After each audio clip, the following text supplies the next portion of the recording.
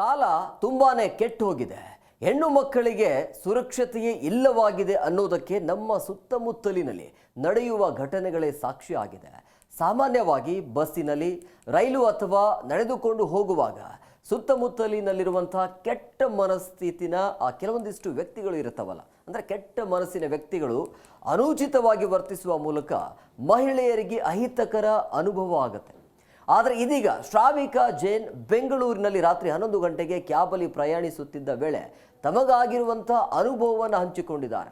ನಿನ್ನೆ ರಾತ್ರಿ ನಾನು ವಿಮಾನ ನಿಲ್ದಾಣದಿಂದ ಕ್ಯಾಬ್ನಲ್ಲಿ ಬಂದದ್ದು, ನನ್ನ ಜೀವನದ ಅತ್ಯಂತ ಭಯಾನಕ ಅನುಭವಗಳಲ್ಲಿ ಒಂದಾಗಿದೆ ಅಂತ ಹೇಳಿಕೊಂಡಿದ್ದಾರೆ.